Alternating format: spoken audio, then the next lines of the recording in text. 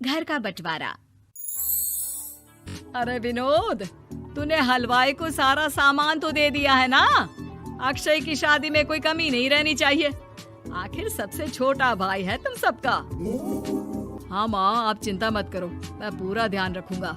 मंगल बेटा, तूने तो कहा था कि फूल का ऑर्डर दे दिया है, यहाँ तो फूल पहुँचे ही नहीं। अब क्या बहू की विदाई के बाद फूल आएंगे? माँ, मैंने अभी बात की है फूल वाले से, वो रास्ते में ही है। आप किशोर भैया से क्यों नहीं कहती कुछ करने को? किशोर पहले ही मेरे बताए काम कर रहा है। पास के सभी रिश्तेदारों और मोहल्ले वालों को कार्ड वही तो देकर आया था। रिसेप्शन के लिए हॉल भी उसी ने बुक किया था। टेंट कुर्सी वालों को भी तो वही देख रहा है। पर कई मोहल्ले वाले तो हमारे भरे पूरे परिवार से जलते भी हैं। उन्हें बुलाने की क्या जरूरत थी? बेटा, शादी ब्याह में तो बुलाना ही पड़ता है, नहीं तो लोग क्या कहेंगे। दादी दादी देखो ना, हलवाई अंकल हमें लड्डू नहीं दे रहे, आप इनको डांटो ना। अरे चैन सुख दे देना बच्चों को लड्डू, क्यों तंग कर रहा है इन्हें? बीबी जी, मैं कहाँ मना कर रहा हूँ, लेकिन लड्डू बनते ही ये बच्चे उठा उठा कर खा लेते हैं। अरे मैं तो इन्हें थाल में रख के परोस भी नहीं पा रहा। भागो, अब कोल्ड ड्रिंक पीने चलते हैं। भागो भागो, अब कोल्ड ड्रिंक पीने चलते हैं। जैसे कि आप देख रहे हैं, आज इस घर के सबसे छोटे बेटे अक्षय की शादी है। घर में बहुत चहल पहल है।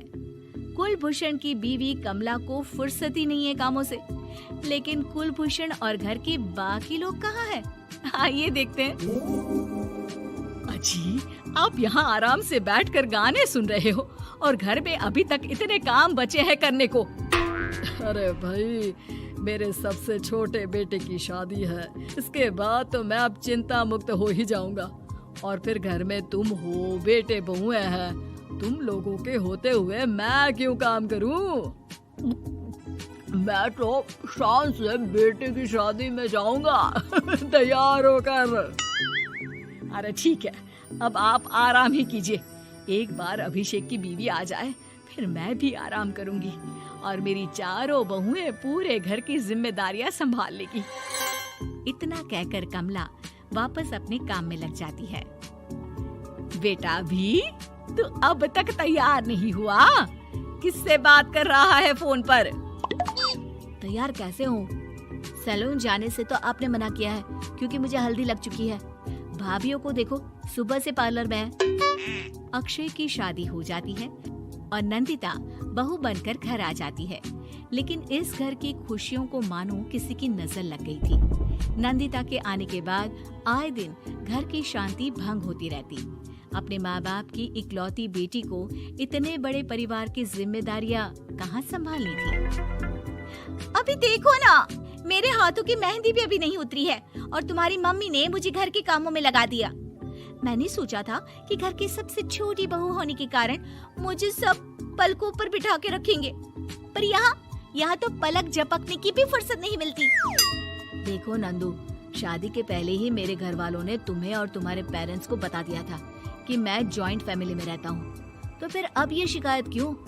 और फिर तुमसे पहले मेरी भाभी भी तो आई थी शादी करके, उन्होंने तो कभी कुछ नहीं कहा।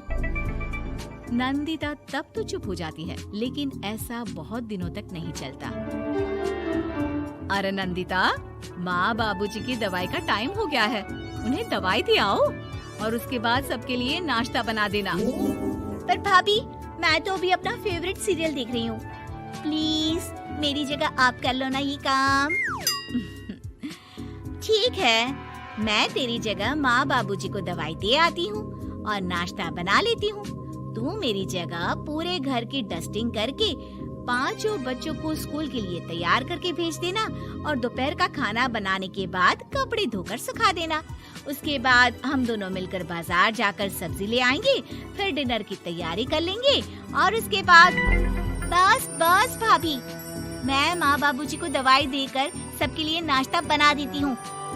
ये भगवान, ये कहाँ लाकर फंसा दिया मुझे। मेरे घर में तो गिनती की 8 रोटियाँ और 2 सब्जी बनती थी और नाश्ता निपट जाता था, यहाँ तो रोटियों का ढेर और सब्जियाँ बड़े बड़े पतीलों में बनानी पड़ती है। नाश्ता बनते बनते लंच का टाइम हो जाता है और लंच बनते बनते डिनर का। अभी मुझ में तुम्हारे पूरे परिवार का नखरा उठाने की और ताकत नहीं बची। मैं ऐसे नहीं रह सकती। अरे तो क्या चाहती हो तुम? मुझे अलग रहना है बस।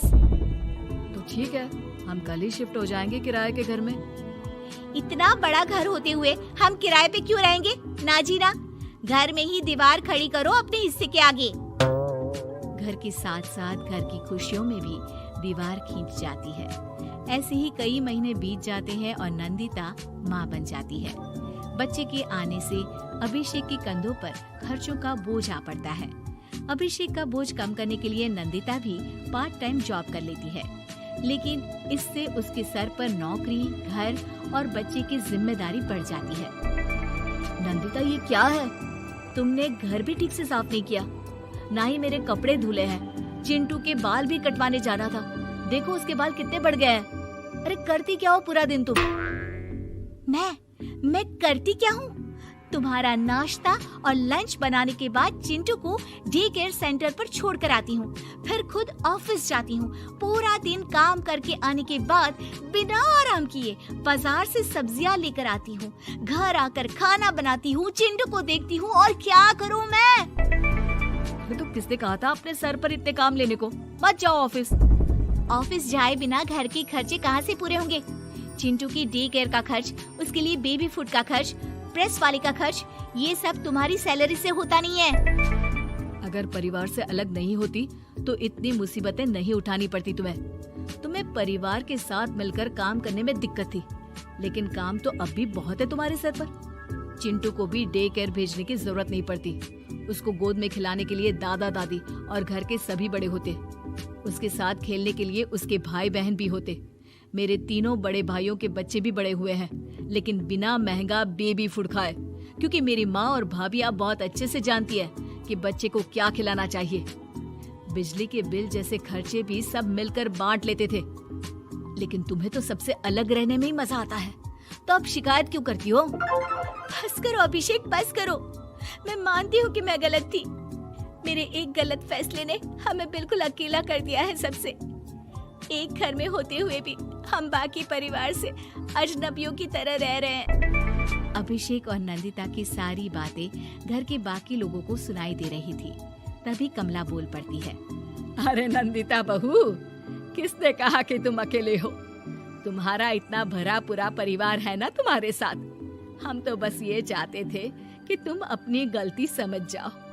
अगर हम तुम्हें समझाते तो शायद तुम ना समझती, लेकिन अपनी गलती का एहसास तुम्हें खुद हो गया है, तो अब तुम समझ चुकी हो परिवार में एक साथ रहने का मोल क्या होता है। मम्मी जी, मुझे माफ कर दीजिए, अब ऐसा दोबारा कभी नहीं होगा। अरे माफी बाद में, पहले मेरा पोता जरा मेरी गोद में तो दे, और तू जाकर सबके लिए चाय बना ला।